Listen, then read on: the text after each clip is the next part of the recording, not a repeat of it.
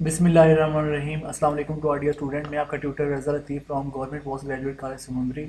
Course title vector and tensor analysis, lecture number 2 deliver करने जा रहा हूँ। आज जो हमारा टॉपिक होगा प्रीवियस टॉपिक से ही कनेक्टेड है। प्रीवियस टॉपिक में हमने स्केलर पॉइंट फंक्शन और वेक्टर पॉइंट फंक्शन की एप्लीकेशन डिस्कस की और उनके रिजल्ट्स को फुलफ़िल किया था। आज हम उनकी डेफिनेशंस जो हैं कर्ल और डाइवर्जेंस और ग्रेडियंट के अकॉर्डिंग हम देखेंगे और सम रिजल्ट्स के अकॉर्डिंग उनकी डेफिनेशन को फुलफ़िल करवाया जाएगा। और इसमें जो हमने डेफिनेशन आज के डिस्क्रिप्शन में ऐड की गई हैं उनके कुछ नेम्स के कुछ इस अंदाज में है। स्केलर फंक्शन होगा और वेक्टर फंक्शन होगा और इसके नीचे एक्सप्रेशन के अकॉर्डिंग जो एक्सप्रेस हम करेंगे उसमें हमारे पास पॉइंट फंक्शन आएगा और फिर स्केलर पॉइंट फंक्शन देखेंगे और फिर वेक्टर पॉइंट फंक्शन, इनकी एग्जांपल्स को डिस्कस किया जाएगा और फिर स्केलर फील्ड होगा, फिर लेवल सरफेस आएगा एंड मोस्ट इम्पॉर्टेंट टास्क जो इनकी स्पीकिंग है, जिनकी कन्वर्जेंस होती है, फिर हम ग्रेडियंट की तरफ जाएंगे, फिर डाइवर्जेंस आएगा एंड इन दी एंड हमारे पास कर्ल होगा और उनकी हम एप्लीकेशन को डील करेंगे।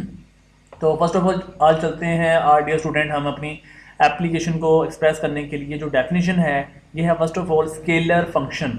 स्केलर फंक्शन क्या होता है इसको हम एक्सप्रेस करेंगे। स्केलर फंक्शन और वेक्टर फंक्शन में हमने कंपैरिजन देखना होगा। तो स्केलर फंक्शन की तरफ चलते हैं। A scalar function is a function that assign a real number to a set of real variable. ठीक है, कहता है कि स्केलर फंक्शन हमारे पास एक ऐसा फंक्शन है जो कि एक ऐसे रियल नंबर्स को असाइन करता है, शो करता है, रिप्रेजेंट करवाता है या डिनोट करवाता है जो कि set of R real variables के एलिमेंट्स होंगे और रियल नंबर्स जो होंगे वो हमारे पास रियल वेरिएबल्स के अकॉर्डिंग शो अप हो जाएंगे। ये हमारे पास ऐसा क्रिएटेड सेट बनेगा और ये रियल वेरिएबल में से ही लिए जाएंगे। कोई कॉम्प्लेक्स नंबर नहीं बन सकता। ये ऑलवेज हमारे पास रियल वेरिएबल की कंटिन्यूटी को शो अप करेंगे, मतलब कंटिन्यूस फंक्शन होगा, डिफाइंड होगा। अगर इसकी रिप्रेजेंटेशन को हमने वेक्टर की फॉर्म में देखना हो तो हम कह सकते हैं यू वेक्टर, जो कैपिटल यू होगा वो इक्वल होगा स्मॉल यू इंटू ब्रैकेट में x1, x2, x3 up to so on xn की फॉर्मेशन में। यहाँ पर हमारे पास where x1, x2, x3 up to so on xn की जो फॉर्मेशन है ये हमारे पास रियल नंबर्स हैं। यानी कि हमारे पास कैपिटल यू जो फॉर्मेशन है स्केलर पॉइंट फंक्शन की डेफिनेशन को फुलफिल करता है, जिसमें हमारे पास रियल वेरिएबल जो हैं, रियल नंबर्स जो हैं वो हमारे पास वेरिएबल की फॉर्मेशन को क्रिएट करते हैं। अब यहाँ पर अगर हम कहें कि ये यू किस पे डिपेंड करता है, हम कह सकते हैं कि यू हमारे पास x1, x2, x3 up to so on xn पे डिपेंडेंट है। ठीक है ना, और इनसे जो आंसर क्रिएटेड होंगे वो हमारे पास कैपिटल यू की फॉर्मेशन में जनरेट हो जाएंगे। और ये इसकी फॉर्मेशन में हमने देखा कि रियल नंबर से ही लिए जाते हैं। रियल नंबर हमारे पास पॉजिटिव टर्म भी हो सकती हैं, नेगेटिव टर्म भी हो सकती हैं, फ्रैक्शन फॉर्मेशन भी हो सकता है। तो वेक्टर फंक्शन क्या है?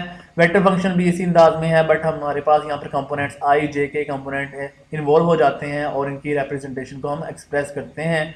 तो वेक्टर फंक्शन क्या है?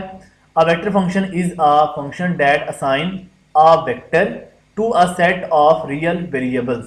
कहते हैं वेक्टर फंक्शन हमारे पास एक ऐसा फंक्शन है जो कि ऐसे वेक्टर्स को असाइन करता है, रिप्रेजेंट या डिनोट करवाता है जो कि हमारे पास set of R real numbers या रियल वेरिएबल्स की फॉर्मेशन जनरेट होती हैं। ठीक है ना, इसको हम एक्सप्रेस करने के लिए कुछ इस अल्फाज में कह सकते हैं डैट इज। ये जो साइन होता है ना I dot E, this is known as that is या इट्स मीन। तो एफ वेक्टर इक्वल होता है, कैपिटल एफ वेक्टर इक्वल होगा f1 into x1, x2 up to so on xn I component की formation plus small f2 into x1, x2, up to so on xn J component की formation plus f3 into x1, x2 up to so on xn into के component की formation. अब हमारे पास ये जो आई जे के components आ रहे हैं ये आपके पास कंपोनेंट्स की फॉर्मेशन को रियल नंबर्स या इनकी वेरिएबल्स की फॉर्मेशन में कन्वर्ट कर रहा है और ये हमारे पास वेक्टर्स की फॉर्मेशन में आ गए हैं, क्योंकि वेक्टर्स हमारे पास तब बनता है जब आपके पास आई कंपोनेंट आएगा, जे कंपोनेंट आएगा और के कंपोनेंट आएगा और ये हमारे पास इस वक्त स्पेस में बात हो रही है। तो कैपिटल एफ वेक्टर हमारे पास ये इस वक्त रिप्रेजेंट ये कर रहा है कि हमारे पास वेक्टर फंक्शन की फॉर्मेशन क्रिएट हो चुकी है।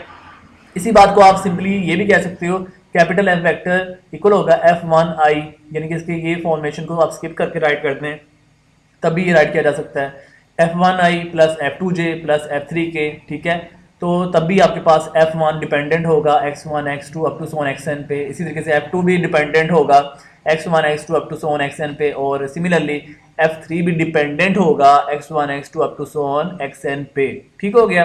यहाँ पर हमारे पास x1, x2 क्या शो कर रहे हैं, वो हमारे पास रियल नंबर्स हैं where x1 x2 up to so on xn are real numbers. ठीक हो गया। नेक्स्ट हमारे पास है पॉइंट फंक्शन। पॉइंट फंक्शन क्या होता है? ये हमारे पास जो नेक्स्ट ऑनवर्ड डेफिनेशन होगी वो पॉइंट फंक्शन से ही वेरीड होती हैं, इनसे हमने ऑनवर्ड बात को कंटिन्यू करना होता है। पॉइंट फंक्शन क्या है कि a point function u equal है एफ ऑफ पी, यानी कि p हमारे पास एक कोई भी पॉइंट वेक्टर फंक्शन की बात करेगा, उस पर हमने उस वेक्टर पे कोई फंक्शन अप्लाई करवाना है, देन हमारे पास वो u एक वेक्टर फंक्शन की रिप्रेजेंटेशन में आ जाएगा। Is a function that assign some numbers are values u to each point of p of some region capital R of space। तो पॉइंट फंक्शन हमारे पास की जो इसकी फॉर्मेशन है, कहता है कि वो इस तरह का एक हमारे पास फंक्शन होगा, यानी u इक्वल होगा एफ ऑफ पी।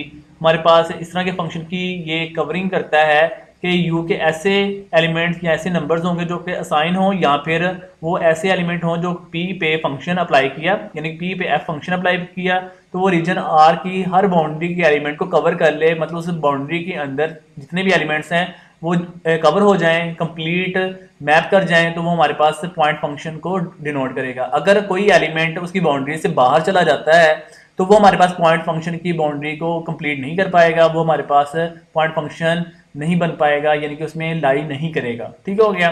नेक्स्ट हमारे पास पॉइंट आते हैं स्केलर पॉइंट फंक्शन क्या होता है या वेक्टर पॉइंट फंक्शन क्या होता है। हमारे पास पॉइंट फंक्शन के टू केसेस अराइजेज होते हैं, तो हम इसको स्केलर और वेक्टर की फॉर्म में एक्सप्रेस करेंगे। तो स्केलर पॉइंट फंक्शन की तरफ चलते हैं। पहले a scalar point function is a function which assign a real number, यहाँ रियल नंबर की फॉर्मेशन में स्केलर में आप कह सकते हो or simply scalar to each point of P of some region capital R of space. Scalar point function एक ऐसा फंक्शन होगा जो कि ऐसे रियल नंबर्स को असाइन करेगा जो कि कॉम्प्लेक्स में से नहीं होंगे, सिर्फ रियल नंबर की प्रॉपर्टी को शो करेगा, और वो होंगे सिंपली स्केलर, और ये p के हर फंक्शन के एलिमेंट को कवर करेगा और वो रीजन r के अंदर कंटेन होंगे, यानी कि रीजन r हमारे पास बाउंड्री के ऑल एलिमेंट्स को कवर कर देगा। तो इसको हम रिप्रेजेंट करवाएंगे स्केलर पॉइंट फंक्शन को small f into X comma Y comma Z equal होगा u इंटू रियल नंबर, यानी u हमारे पास कैसा है? रियल नंबर की फॉर्मेशन। आप कॉम्प्लेक्स एनालिसिस में जब देखेंगे तो हमारे पास जब w प्लेन की बात करेंगे वहां पर u प्लस आयोटा v होगा, वहां पर आयोटा v हमारे पास इमेजिनरी पार्ट को रिप्रेजेंट करवाता है, और उसमें जो अकेला सिंपली u होता है आयोटा के एक्सेप्ट वो हमारे पास रियल नंबर होता है, तो ये रियल नंबर वही है। तो u equal real number formation, और यहाँ पर u की किस तरह की फॉर्मेशन है? u हमारे पास डिपेंड करता है x पे, y पे एंड z पे। It's mean i component i component है, j है, k है, इस तरह की फॉर्मेशन में बना सकता है। बट आपके पास u रियल नंबर है तो इसमें i j k नहीं आएंगे, तो i j k का इसमें कोई रोल नहीं होगा, सिंपली स्केलर की फॉर्मेशन में आ जाएंगे। उसको हमने फाई की फॉर्मेशन में रिप्रेजेंट भी करवाया हुआ है, u इक्वल होगा phi into X comma Y comma Z, ये हमारे पास u की फॉर्मेशन में बन गया। इसको हमें एग्जांपल में एक्सप्रेस करना हो तो ये फिजिक्स की डेफिनेशन में हम इसको डेंसिटी की फॉर्मेशन में ले जाते हैं। ये एग्जांपल फिजिक्स से ली गई है, density distribution within a body. कोई भी बॉडी में डेंसिटी की बात की जाए, मतलब डेंसिटी हमारे पास क्या होता है? एक्चुअली डेंसिटी हमारे पास मैस और वॉल्यूम की रेशियो होती है, इनकी फ्रैक्शन फॉर्मेशन होती है। तो density always equal mass by volume, इनकी फॉर्मेशन को जब भी हम वेरीफाइड करें तो हमारे पास कोई भी बॉडी में जो चेंजिंग आएगी, डिस्ट्रीब्यूशन होगी, वो हमारे पास full phase scalar point function को डिनोट कर सकता है। ठीक हो गया। ये हमारे पास स्केलर पॉइंट फंक्शन की आप एग्जांपल के तौर पे इसको राइट कर सकते हैं एमसीक्यूज के रिगार्डिंग। तो वेक्टर पॉइंट फंक्शन क्या होता है? A vector point function is a function that assign a vector to each point of P of some region capital R of space. Its general form can be written as. तो vector point function भी एक ऐसा function होगा जो कि assign vector के ऐसे real number values को जनरेट करता है जो कि पी फंक्शन पे आपने फंक्शन अप्लाई करवाना है, और वो रीजन आर की हर एलिमेंट को कवर कर लेगा, और उसमें आई जे के कंपोनेंट के ऑल मेंबर्स जो रियल नंबर से लिए गए होंगे वो उसमें लाई करेंगे। ठीक है। तो इट्स जनरल फॉर्मेशन कैसी होगी कि कैपिटल एफ वेक्टर इक्वल होगा, ये हमने पहले भी राइट किया था कि हमारे पास स्केलर हमारे पास फंक्शन क्या होगा और वेक्टर फंक्शन क्या होगा। वेक्टर फंक्शन में हमने इस तरह की रिप्रेजेंटेशन देखी हुई है ऑलरेडी, वही हमने फिर वेक्टर पॉइंट फंक्शन में एक्सप्रेस कर दी है। तो ये दोनों आपस में डायरेक्टली प्रोपोर्शन थे, यानी कि वेक्टर फंक्शन और वेक्टर पॉइंट फंक्शन। तो कैपिटल एफ वेक्टर इक्वल है f1 into small f1 into X comma Y comma Z I hat, यानी कि I component plus f2 into X comma Y comma Z into J component यानी J hat plus F3 into X comma Y comma Z into K hat, यानी कि हमारे पास के component की formation है। ये हमारे पास जो राइट है इस तरह का जो प्रोसीजर बन जाएगा, this is known as vector point function. इसको आप सिंपली ये भी राइट कर सकते हो, R F vector into X comma Y comma Z equal होगा, ये जो इतना फॉर्मेशन है ये सिंपली आपके पास बन जाएगा एफ वन आई, प्लस ये जो इतना फॉर्मेशन है हमारे पास बन जाएगा एफ टू जे, तो ये जो हमारे पास फॉर्मेशन है प्लस एफ थ्री के, यानी कि इसमें आप एक्स वाई जी जो डिपेंडेंट इसकी फॉर्मेशन है उसको आप स्किप करके राइट करें, तब भी एफ वन आई या एफ टू जे या एफ थ्री के की फॉर्मेशन में राइट किए जा सकते हैं। ऑनवर्ड हम इसकी एग्जाम्पल की तरफ चलते हैं डियर स्टूडेंट। एग्जाम्पल नंबर 1 है, ये भी हमने फिजिक्स की डेफिनेशन से ली है। तो gravitational field of the earth, जो ज़मीन है, ज़मीन का मास वगैरह फाइंड करने के लिए हमारे पास ग्रेविटेशन फील्ड का रिलेशन अप्लाई किया जाता है। आप लोगों ने लॉ ऑफ ग्रेविटेशन का रूल भी पढ़ा होगा फिजिक्स में, जो कि इक्वल होता है F directly proportional m1 m2 divided by R square. अगर आप उसकी डायरेक्ट पोर्शन को ओपन कर लेते हैं तो वो बन जाता है f equal capital G into m1 m2 divided by R. तो अगर वहाँ से आपको कैपिटल G की वैल्यू फाइंड करनी हो, ग्रेविटेशन कांस्टेंट की फाइंड करनी हो, तो वो इक्वल होती है 6.673 मल्टीप्लाई 10⁻⁻11 न्यूटन मीटर स्क्वायर और किलोग्राम माइनस स्क्वायर के इक्वल होती है। अगर हम सेकंड एग्जांपल की बात करें तो ये है velocity at different points with in a moving fluid. तो ये हमारे पास वेलोसिटी की अगर बात कर रहे हैं तो डिफरेंट पॉइंट्स के अकॉर्डिंग हमारे पास मोशन लॉ होते हैं। मोशन के लॉ जो हैं फ्लूइड के अकॉर्डिंग हमारे पास इसके 3 केसेस होते हैं। मोशन का जो फर्स्ट लॉ होता है वो इक्वल होता है V F equal V I plus A T, और जो सेकंड लॉ होता है S is equal to V I T plus half A T square होता है। और अगर थर्ड लॉ की बात की जाए तो 2as equal V F square minus V I square होता है। ठीक हो गया। तो नेक्स्ट ऑनवर्ड हमारे पास स्केलर फील्ड आ जाता है। तो स्केलर फील्ड में क्या है, अ स्केलर पॉइंट फंक्शन। जो हमने स्केलर पॉइंट फंक्शन ड्राइव किए हैं उसमें हमने कुछ मेंबर्स की बात करनी होती है कि उसके इंडिपेंडेंट फॉर्मेशन जो इन्वॉल्व होंगे, जो टाइम के लिहाज से वेरीफाइड होते हैं, टाइम के लिहाज से उसमें रेट ऑफ चेंजिंग आ जाती है, वो हमारे पास स्केलर फील्ड को ज़ाहिर कर रहे होते हैं। इसको हम देख लेते हैं इसकी डेफिनेशन को क्या कहना चाह रहा है ये। A scalar point function define over some region capital R is called a scalar field. ठीक है, कहता है स्केलर पॉइंट फंक्शन कोई भी डिफाइन कर रहा है किस पे, रीजन आर पे, मतलब उसकी बाउंड्री के आल एलिमेंट को वो कवर कर रहा है। उसमें कोई भी एलिमेंट ऐसा नहीं है जो उसकी बाउंड्री से आउटसाइड जा रहा है, वो सारे एलिमेंट को उसकी बाउंड्री के लिहाज से कंप्लीट कवर कर गया है, मतलब उसकी बाउंड्री के अंदर इंक्लूड है। तो देन आपके पास वो स्केलर फील्ड होगा। ठीक है, और इसकी कौन सी पॉसिबिलिटी इंपॉर्टेंट है वो हम ये बात करेंगे। A scalar field is independent of time. ठीक है, scalar field always independent of time होता है, मतलब टाइम के लिहाज से वो इंडिपेंडेंट आज़ाद होता है। ठीक है, यानी स्केलर फील्ड के एलिमेंट एक्स है, वाई है, जी है, आप उसको टाइम के लिहाज से डिवाइड कर दें तो वो टाइम के लिहाज से इंडिपेंडेंटली मूव करेगा। मतलब हमारे पास partial derivative partial x over partial t, partial y over partial t, partial z over partial t, ऐसे मतलब उसके पार्शियल डेरिवेटिव को कैलकुलेट किया जा सकता है। Is called steady state or scalar field. आपने यहाँ पर ना आर का वर्ड राइट कर देना है, यानी कि यहाँ तो ये स्टेडी स्टेट कहलाता है, यहाँ पे स्केलर फील्ड कहलाता है। तो इन दोनों में से कोई एक नाम आप रीड कर सकते हो, दोनों एक्सप्रेस कर दें, कोई इशू नहीं है कि ये दोनों एक ही वर्डिंग होती है, स्टेडी स्टेट कह लें या स्केलर फील्ड कह लें। तो ये हमारे पास की जो फॉर्मेशन होती है स्केलर फील्ड की या स्टेडी स्टेट की, तो वो होती है u equal y into x y z comma t. ठीक हो गया, यानी कि एक्स वाई जी जो हमारे पास डिपेंडेंट वेरिएबल्स थे वो टाइम के लिहाज से इंडिपेंडेंटली मूव करते हैं, या इनके पार्शियल डेरिवेटिव को ओपनलाइज किया जा सकता है। तो नेक्स्ट ऑनवर्ड डेफिनेशन है लेवल सरफेस।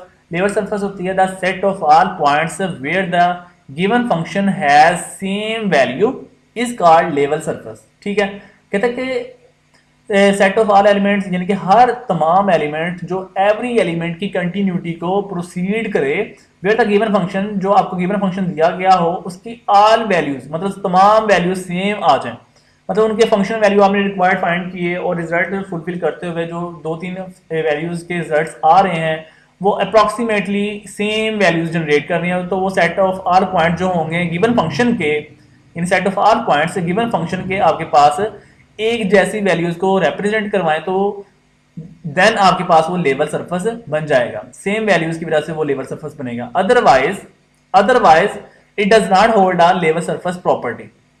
ठीक है, अगर वो सेम नहीं आती तो लेवल सरफेस की प्रॉपर्टी की फॉर्मेशन को फुलफिल नहीं कर पाएगा, मतलब वो उसकी बाउंड्री से आउटसाइड चला जाएगा। नेक्स्ट हमारे पास है ग्रेडियंट, डाइवर्जेंस एंड कर्ल। ये हमारे पास जो पॉइंट हैं ये हमारे पास इंपॉर्टेंट प्रॉपर्टीज़ के लिहाज से कंसीडर की जाती हैं और इनकी एमसीक्यूज़ के हवाले से बहुत रिकमेंडेशन और इनके पॉइंट्स वगैरह एमसीक्यूज़ में बहुत पूछे जाते हैं। तो ये आपने अच्छे तरीके से इसको फुलफिल करना होगा कि ग्रेडियंट क्या है, ग्रेडियंट का मतलब वर्ड क्या है, मतलब किस अंदाज में इसको फुलफिल करते हैं। डाइवर्जेंस आ गया तो उसको किस अंदाज में फुलफिल करते हैं, कर्ल आ जाए तो उसको किस अंदाज में फुलफिल करना है। ये 3 वर्ड्स बड़े इंपॉर्टेंट कंसीडर किया जाते हैं वेक्टर की प्रॉपर्टी के लिहाज से, क्योंकि इसका रोल हमने वेक्टर के कर्वीलिनियर कोऑर्डिनेट जब हमारा एक चैप्टर आएगा उसमें हम इसे डिटेल में देखेंगे। और इसके अलावा जब हम लाइन इंटीग्रल फॉर्मेशन में जाते हैं उसमें कुछ मेथड्स होते हैं, उसमें भी इनके रोल्स होते हैं। तो इस लिहाज से ये डेफिनेशन आपको अच्छी तरीके से माइंड में रहनी चाहिए और इसको अच्छी तरीके से आपने लर्न कर लेना है, याद कर लेना है। तो ग्रेडियंट है डेल एफ, जिसको आप स्केलर मल्टीप्लीकेशन भी कहते हैं। यानी कि स्केलर मल्टीप्लीकेशन किस अंदाज में होगी कि आपके पास डेल के साथ जब भी कोई वेक्टर पॉइंट फंक्शन या स्केलर पॉइंट फंक्शन होगा तो ये आपके पास रिप्रेजेंट होगा। लेकिन आप ये बात ध्यान में रखिएगा कि vector point function always divergence में या फिर कर्ल में आएगा वेक्टर पॉइंट फंक्शन, लेकिन आपके पास scalar point function always gradient में आएगा ओनली ऑन। ये भी आपने माइंड में रखना है कि स्केलर पॉइंट फंक्शन किन के साथ इन्वॉल्व होता है, ओनली ऑन ग्रेडियंट। और वेक्टर पॉइंट फंक्शन किन के साथ इन्वॉल्व होगा, only on divergence plus curl. तो ये एक और बात आप माइंड में रखेंगे कि ग्रेडियंट में आपके पास डॉट प्रॉपर्टी होल्ड नहीं करती, यानी यहाँ पर डॉट नहीं आएगा, डेल और एफ के बिटवीन यहाँ पर डॉट नहीं आएगा। ये बात आपने माइंड में रखनी है। और स्केलर मल्टीप्लिकेशन ये होगी जब डॉट नहीं आएगा। तो इसको हम एक्सप्रेस करते हैं, let F be a scalar point function of gradient of F is defined as gradient F equal होता है डेल एफ। मतलब ग्रेडियंट को ओपन किया तो ग्रेडियंट की फॉर्मेशन होती है डेल, ऑपरेटर है, और ये ग्रेडियंट आपके पास यानी डेल एफ के साथ स्केलर मल्टीप्लाई होगा जो कि हमने राइट किया हुआ डेल एफ की फॉर्मेशन में, और ये इक्वल है डेल का फॉर्मूला होता है partial over partial x into i plus partial over partial y into j plus partial over partial z into k. ये हमारे पास क्या है, इसका ये जो ब्रैकेट में राइट किया हुआ है this is known as del operator. और इसके जो आउटसाइड एफ वेक्टर है ना, ये वाला एफ, ये हमारे पास सॉरी एफ वेक्टर नहीं है, ये एफ स्केलर फॉर्म में है, स्केलर पॉइंट फंक्शन है, ये राइट भी किया हुआ है F be scalar point function. जो एफ स्केलर पॉइंट फंक्शन है ये एज इट इज आ जाएगा, क्योंकि ये स्केलर इसलिए क्योंकि इसके ऊपर हमने वेक्टर की साइन नहीं लगाई। तो ये वेक्टर अगर होता तो इसके ऊपर हमने वेक्टर की एरो लगा देना था, यहाँ पे भी एरो लगा देना था, लेकिन ये वेक्टर नहीं है, ये स्केलर है, इसलिए हमने इसको एज इट इज राइट कर दिया। ऑनवर्ड्स टाइम में अब हम ये करेंगे कि ये जो एफ स्केलर पॉइंट फंक्शन है इसको हमने आई कंपोनेंट, जे कंपोनेंट और के कंपोनेंट के साथ मल्टीप्लाई कर देना है। तो ये हमारे पास बन जाएगा पार्शियल एफ और partial x i plus partial F और partial y into j plus partial F और पार्शियल जी इंटू के कंपोनेंट यानी के हेड। ये एक छोटा सा मैंने रिमार्क लिखा हुआ है, नोट दैट कि डेल वेक्टर जो है यानी डेल ऑपरेटर जो है अगर फाई के लिहाज से इंक्लूड हो तो ये हमारे पास एक वेक्टर क्वांटिटी को डिनोट करता है। यानी कि डेल हमारे पास देखेंगे ये रिप्रेजेंट एरो कर रहा है, अगर एरो लगा हो तो हमारे पास कौन सा फंक्शन बन जाएगा, वेक्टर। अगर ये एरो ना आए तो ये हमारे पास स्केलर क्वांटिटी को रिप्रेजेंट करवा देगा। तो del vector into phi is a vector quantity if phi is constant. कहता है कि अगर हमारे पास एक ऐसा एक केस अराइज हो जाए कि फाई एक कांस्टेंट टर्म हो तो फिर अगर आप डेल ऑपरेटर फाई पे अप्लाई करेंगे तो वो ऑलवेज जीरो हो जाएगा। जानते हैं आप लोग जब भी आप पार्शियल डेरिवेटिव अप्लाई करवाएं किसी कांस्टेंट टर्म पे तो वो जीरो आंसर क्रिएट करता है, क्योंकि वहां पर एक्स एक्सेस वाई एक्सेस और जी एक्सेस तो इंक्लूड नहीं होंगे। जब वो इंक्लूड ही नहीं होंगे तो पार्शियल डेरिवेटिव कांस्टेंट टर्म पे कुछ भी नहीं कर सकता, मतलब ऑलवेज वो जीरो हो जाएगा। तो सो डेट्स वाई ये आपका एमसीक्यू भी बन सकता है कि अगर फाई हमारे पास कांस्टेंट टर्म है तो डेल फाई क्या हो सकता है, तो डेल फाई हमारे पास ऑलवेज इक्वल टू जीरो होगा। ठीक हो गया।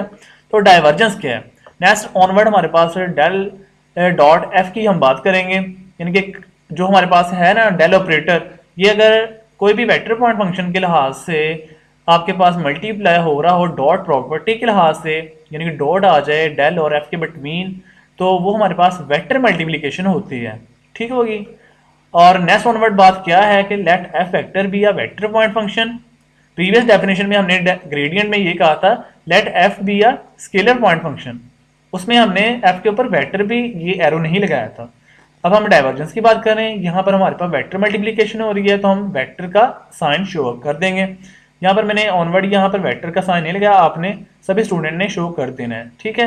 Late F vector be a vector point function then divergence of F vector is defined as, तो डाइवर्जेंस एफ इक्वल होगा डेल डॉट एफ, यहाँ पर वेक्टर साइन शो करना है, इक्वल होगा, ये हमारे पास डेल की जो वैल्यू है वो हमने राइट कर दी, डॉट ये एफ वेक्टर की जो वैल्यू है वो हमने राइट कर दी, यानी कि डेल ऑपरेटर की वैल्यू है partial over partial x i plus partial over partial y j plus partial over partial z into k, dot f vector की value f one i plus f two j plus f three k, bracket close कर देंगे। अब हमने जब multiply करना है तो आई को आई के साथ मल्टीप्लाई करेंगे, प्लस जे को जे के साथ मल्टीप्लाई करेंगे, प्लस के को के साथ मल्टीप्लाई करेंगे, देन हमारे पास रिक्वायर्ड आंसर बन जाएगा partial f one over partial x plus partial f two over partial y plus partial f three over partial z, ठीक है, हो गया। ऑनवर्ड हमारे पास एग्जाम्पल को कंसीडर करवा लेते हैं, इसको प्रूफ कर लेते हैं कि हमारे पास डाइवर्जेंस जो है वो कैसे मल्टीप्लिकेशन को प्रूव करता होता है in the sense of vector point function में। एग्जाम्पल है इफ आई इक्वल है e raise to power x y into cos e i component plus e raise to power y z into cos of x j component plus e raise to power z x into cos y into के component.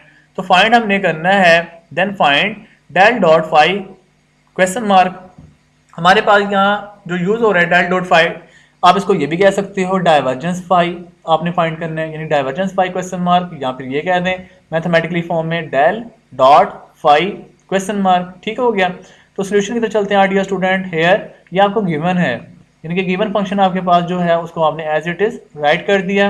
अब आपके जो required solution की formation में जो आपने prove करनी है बात, उसमें है फाई के साथ डेल डॉट, तो आपको इस फाई के साथ डेल डॉट की रिक्वायरमेंट प्रूफ करनी है, वो मतलब आपको पॉसिबिलिटी कंप्लीट दरकार है, आपने उसको प्रूफ फुलफिल करना है।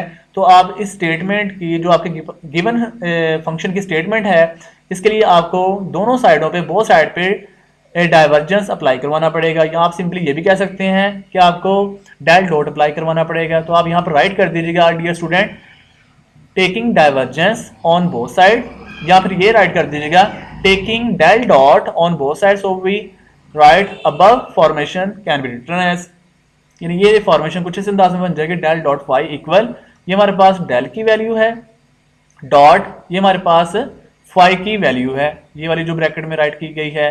अब आपने आई को आई के साथ मल्टीप्लाई करना है डॉट की प्रॉपर्टी के लिहाज से, I dot I plus J dot J plus के डॉट के, तो ये हमारे पास फॉर्मेशन बन जाएगी आई डॉट आई के बाद partial over partial x into e raise to power x y into cos e plus j component के लिहाज से जब आप अप्लाई करवाएंगे partial over partial y into e raise to power y z into cos x plus k component के लिहाज से आ जाएगा partial over partial z into e raise to power x z cos of y. फिर आपने इनके partial derivative को apply करवाना है, देन हमारे पास ये रिक्वायर्ड रिजल्ट बन जाएगा। इसमें देखें जो पार्शियल डेरिवेटिव है एक्स के लिहाज से है, तो कोज ई इसमें कांस्टेंट टर्म होगा, उसको आपने पार्शियल डेरिवेटिव से आउटसाइड लिया है। इसमें पार्शियल डेरिवेटिव वाई के लिहाज से है, तो ये कोज ऑफ एक्स इसमें कांस्टेंट होगा, इसको आपने आउटसाइड निकाल दिया यानी कि बाहर, तो आपके पास पार्शियल डेरिवेटिव वाई के लिहाज से हो जाएगा। अब नेक्स्ट ऑनवर्ड ये पार्शियल डेरिवेटिव जी के लिहाज से है, इसमें वाई कोज वाई जो है कांस्टेंट टर्म होगी, इसको आपने आउटसाइड ले आना है, ये देखें आपने राइट किया हुआ है, और फिर जो जी का पार्शियल डेरिवेटिव होगा आपका अप्लाई हो जाएगा। तो ये मैंने इस तरह राइट किया हुआ है ये स्टेप में, और इसके बाद मैंने नेक्स्ट ऑनवर्ड इस लाइन में अप्लाई करवा दिया है कि partial derivative e raise to पर एक्स वाई का जब आप पार्शियल डेरिवेटिव अप्लाई करेंगे ये आ जाएगा वाई ई रेज टू पर एक्स वाई, और पार्शियल डेरिवेटिव आपने ई रेज टू पर वाई जी का जब अप्लाई करवाया तो ये आ जाएगा जी ई रेज टू पर वाई जी, और पार्शियल डेरिवेटिव जी के लिहाज से आपने ई रेज टू पर एक्स जी को जब अप्लाई करवाएंगे तो ये आ जाएगा x into e raise to power x z, और ये फॉर्मेशन एज इट इज आ जाएगी, ये हमारे पास रिक्वायर्ड रिजल्ट बन जाएगा जो कि आपने डाइवर्जेंस की फॉर्मेशन में फुलफिल करवा दिया। यही हमने पॉसिबिलिटी प्रूव करनी थी। नेक्स्ट हमारे पास है curl of a function. Curl of a function क्या होता है, कर्ल के लिए आप यहाँ पर राइट कर लीजिएगा डेल क्रॉस एफ, ठीक है, ये हमने राइट किया हुआ है कर्ल एफ ये इक्वल होता है डेल क्रॉस एफ की फॉर्मेशन में। ये मैंने थोड़ी सी इसकी एक्सप्लेनेशन राइट की हुई है कि let F vector be a vector point function then curl of F vector is defined as, तो कर्ल एफ इक्वल होता है डेल क्रॉस एफ की फॉर्मेशन में, और डेल क्रॉस एफ हमारे पास आर बेस इक्वल हमारे पास डिटर्मिनेंट एक्सपैंड कर देता है। ये डिटर्मिनेंट जब भी कर्ल आएगा आपके पास डिटर्मिनेंट एक्सपैंड हो जाएगा, यानी मॉडुलस की फॉर्मेशन में डिटर्मिनेंट लगा देना है आप लोगों ने। अब इसमें कर्ल एफ में क्या होगा कि फर्स्ट रो आपके पास आई जे के कंपोनेंट होते हैं, यानी कि फर्स्ट प्लेस पे आई है, सेकंड प्लेस पे जे है, थर्ड प्लेस पे आपके पास के कंपोनेंट है, यानी फर्स्ट रो आपकी कवर हो जाएगी। फिर सेकंड रो जो आपने राइट करनी है उसमें हमारे पास स्टार्टिंग पे डेल आ रहा है, तो जो डेल होगा वो हमारे पास आई कंपोनेंट में पार्शियल ओवर पार्शियल एक्स होता है, जे कंपोनेंट में पार्शियल ओवर पार्शियल वाई होता है, के कंपोनेंट में पार्शियल ओवर पार्शियल जी होता है। उसके बाद जब थर्ड रो आपने कवर करनी है उसमें एफ वेक्टर की बात करेगा। एफ वेक्टर में हमारे पास आई कंपोनेंट की प्लेसमेंट में F1 होता है, स्मॉल F1, और जे कंपोनेंट की रिप्लेसमेंट में हमारे पास F2, स्मॉल F2 कंपोनेंट होता है, और के कंपोनेंट जो होता है उसकी फॉर्मेशन में हमारे पास F3 स्मॉल फॉर्मेशन में होगा। ठीक हो गया ये हमारे पास। इस तरह ये आपने रिजल्ट माइंड में रखना होगा कि जब भी डेल क्रॉस F आए तो आपने डिटर्मिनेंट कुछ इस अंदाज में राइट कर देना होगा। एग्जाम्पल की तरफ चलते हैं डियर स्टूडेंट। इसको हम प्रूव करते हैं कि एग्जाम्पल की फॉर्मेशन में किसी भी डिटर्मिनेंट फॉर्मेशन में कर्ल को किस अंदाज में आप एक्सप्रेस कर सकते हो। एग्जाम्पल है, इफ एफ वेक्टर इक्वल है x z raise to power 3 into i component minus 2x² y z into J component plus 2y z raise to power 4 into के कंपोनेंट। ठीक हो गया। तो ये हमारे पास गिवन हमारे पास एफ वेक्टर है, इसको आपने प्रूव करना है कि ये हमारे पास कर्ल एफ बनता है या नहीं बनता, मतलब इसकी फॉर्मेशन को आप क्रिएटेड करेंगे। ठीक है, मैंने इसलिए ये बात की कि ये बनता है नहीं बनता। हो सकता है कि कोई इस तरह की फॉर्मेशन में आपके पास जब हमारे पास कोई भी वो वैल्यूज़ फाइंड करनी पड़ जाए तो वो अनडिफाइंड की फॉर्मेशन बना दे, या कुछ ऐसे केसेस राइज हो जाएं तो वो ऐसी टर्म्स में यूज़ किया जाता है। बट आपके जितने भी न्यूमेरिकल सोल्यूशन होंगे वो सारे डिफाइंड होते हैं और न्यूमेरिकल सोल्यूशन को फुलफिल करते हैं। तो find del cross F is equal to question mark. इस बात को आप ये भी कह सकते हो कि कर्ल एफ क्वेश्चन मार्क। ठीक है, ये डेल क्रॉस क्या बात शो करता है, ये हमारे पास कर्ल की फॉर्मेशन होती है। सोल्यूशन की तरफ चलते हैं dear student. Del cross F आपने फाइंड करना है। अब इसमें डेल का भी हमें मालूम होना चाहिए और एफ का। एफ हमें गिवन है, ये एफ वेक्टर गिवन है, ये बात होगी। और जो डेल है इसको आपने माइंड में रखना होता है। Del mean partial over partial x i plus partial over partial y j component plus partial over partial z into के कंपोनेंट, तो वो हमने राइट करना है। ये हमने अभी डेफिनेशन देखी थी, डेल क्रॉस एफ को हमने कुछ इस अंदाज में राइट किया, यानी कि फर्स्ट रो में आई जे के, सेकंड रो में partial over partial x, partial over partial y, partial over partial z, third row में हमारे पास एफ वेक्टर के कंपोनेंट आ जाएंगे। यहाँ पर आपने वेक्टर का साइन लगा देना है सभी स्टूडेंट ने। X z raise to power 3 है आई के लिहाज से, और जे के लिहाज से -2x² वाई जी है, और के लिहाज से हमारे पास 2y z raise to power 4 है। ये हमारे पास डिटर्मिनेंट राइट हो जाएगा। उसके बाद आपने इसको सोल्व करना है। सोल्व करने के लिए हमने प्रीवियस लेक्चर में बहुत सी एप्लीकेशन भी ट्राई की हैं, आप उसके अकॉर्डिंग फॉलो कर सकते हैं। आई के लिहाज से मैं आपको बस हवाला दे देता हूँ। आई कंपोनेंट के लिए आपने कॉलम और इसके लिए रो को स्किप कर देना है, और कॉलम रो स्किप करने के बाद आपके पास जो डिटर्मिनेंट बनेगा आपने उसके लिए बाय क्रॉस मल्टीप्लिकेशन अप्लाई करवाना है, यानी कि इस तरीके से मल्टीप्लिकेशन करवाएंगे। जब आप बाय क्रॉस मल्टीप्लिकेशन मल्टीप्लाई करेंगे दरमियान में नेगेटिव का साइन होगा, तो आपके पास ये वाला फॉर्मेशन क्रिएटेड हो जाएगा। माइनस जे कंपोनेंट के लिए आपने जे की कॉलम और उसकी रो को स्किप कर देंगे जे के लिए। तो जो जे के कॉलम और रो को स्किप करके राइट करेंगे तो जो कंपोनेंट बनेगा, मतलब ये हमारे पास डिटर्मिनेंट बनता है partial over partial x, partial over partial z, x z raise to power 3 और 2y जी की पावर 4, ये डिटर्मिनेंट बन जाएगा। आपने उसको बाय क्रॉस मल्टीप्लिकेशन करवाएंगे तो वो हमारे पास कुछ इस अंदाज में एक्सपैंड हो जाएगा। और इसकी मल्टीप्लिकेशन आपने सीधी मल्टीप्लिकेशन करेंगे। ठीक है, रिवर्स मल्टीप्लिकेशन तब करते हैं जब यहाँ पर पॉजिटिव का साइन हो। तो यहाँ पर ये नेगेटिव मैंने ये राइट किया हुआ है, तो आपने पार्शियल ओवर पार्शियल एक्स को 2y जी की पावर 4 से पहले मल्टीप्लाई करना है, वो मैंने ये राइट किया हुआ है। माइनस फॉर्मूले का है, और पार्शियल और पार्शियल जी को आपने x z raise to power 3 के साथ बाद में मल्टीप्लाई करना है। और प्लस के कंपोनेंट के लिए जब आप राइट करेंगे प्लस के कंपोनेंट के लिए, तो ये हमारे पास कुछ इस सेंस में बात बनेगी। देखिएगा कि के कंपोनेंट के लिए आपने ये कॉलम और ये रो को स्किप कर दिया। ठीक है, इनके कॉलम के लिए के लिए कॉलम और रो को जब स्किप करेंगे तो ये हमारे पास डिटर्मिनेंट ये बन जाएगा, यानी partial over partial x into partial over partial y x raise to power 3 minus 2x² y z, इस फॉर्म में। तो इसको आपने फिर बाय क्रॉस मल्टीप्लिकेशन की फॉर्म में राइट करेंगे तो ये आपके पास एक्सपैंड हो जाएगा। उसके बाद आपके पास इसको सोल्व करना है, पार्शियल डेरिवेटिव को होल्ड करवाएंगे। पार्शियल डेरिवेटिव जब अप्लाई करवा देंगे तो ये आपके पास इस तरह का आंसर क्रिएट हो जाएगा। इसको सोल्व कर सकते हैं डियर स्टूडेंट आप। तो सोल्व करने के बाद फाइनली आपके पास रिकमेंडेड आंसर आई जे के कंपोनेंट की ये कुछ सेंस बन जाएगी, मतलब डेल क्रॉस एफ इक्वल होगा 2z की power 4 plus 2x² y into i component plus 3xz² into J component minus 4x yz into के कंपोनेंट की फॉर्मेशन में। तो ये नेक्स्ट मैंने ना ये एक एक्स्ट्रा वर्क किया है आपका, यहाँ तक क्वेश्चन कंप्लीट हो चुका है। जो हमने डेल क्रॉस एफ फाइंड करना था यहाँ तक कंप्लीट हो चुका है। नेक्स्ट हमने ना ये छोटा सा एक टास्क कंप्लीट किया है कि अगर आपसे कोई एमसीक्यूज की फॉर्मेशन में पूछा जाए, फर्ज करें आपको डेल क्रॉस एफ का कुछ टर्म्स दे दी जाती हैं, आपसे पूछा जाए कि उसको आप चेक करें कि एक्स वाई जी की कुछ टर्म्स की वैल्यूज़ हैं और आप उनको पुटिंग करके देखें कि क्या उसका वेक्टर जनरेट होता है। आप उस पॉइंट के अकॉर्डिंग एक्स वाई जी की वैल्यू को पुट करेंगे अपने गिवन रिजल्ट में, तो वहाँ पर जो आप पुटिंग करके कैलकुलेशन करते हो साइमल्टेनियसली या फिर उसकी कैलकुलेशन को सिंप्लीफाई करते हो, तो रिक्वायर्ड कुछ आंसर आ जाता है। यही मैंने काम किया है कि आपके पास डेल क्रॉस एफ है, उसको आपने रेटिंग पे चेक करना है एट, ठीक है, ऐड किस पे देखना है, ये आपने राइट करना है इंडिसेस के अंदर या सब्सक्रिप्शन की फॉर्म में, यानी 1, -1, 1। यहाँ पर x की जो वैल्यू है यानी कि ऑर्डर्ड पेयर की फॉर्म में, ये हमारे पास फर्स्ट टर्म x की है, ये जो हमारे पास सेकंड टर्म है ये y की है, ये जो थर्ड टर्म है हमारे पास z की है। ये मैंने राइट किया हुआ है ताकि आपको शो अप हो जाए कि फर्स्ट प्लेसमेंट किसे कहते हैं, सेकंड प्लेसमेंट किसे कहते हैं, थर्ड रिप्लेसमेंट किसे कहते हैं। ठीक हो गया। तो डेल क्रॉस एफ को अगर आप किसी भी रेटिंग पॉइंट पे चेक करना हो तो ये पॉइंट को चेक करने का ये एक वे है, एक अंदाज है कि जहाँ जहाँ एक्स होगा वहाँ आप ये 1 पुट करेंगे, जहाँ जहाँ वाई होगा वहाँ पर -1 पुट करेंगे, जहाँ जहाँ जी होगा वहाँ आपने 1 को पुटिंग कर देना है। जो आपके पास ये रिक्वायर्ड रिजल्ट बन चुका है। आप इसे क्वेश्चन का नाम भी दे सकते हैं, क्वेश्चन का नाम देने के बाद आप डायरेक्टली पुट कर सकते हैं putting x is equal to 1, y is equal to -1 and z is equal to 1 in this equation. ठीक है ना, ऐसा भी कह सकते हो। अगर ऐसे नहीं कहना है तो आप ऐसे कह सकते हैं एट, ये मैंने फॉर्मेशन राइट की हुई है, ये ना आप यहाँ पर राइट कर लीजिएगा, मैंने ये डायरेक्ट कर दिया हुआ है।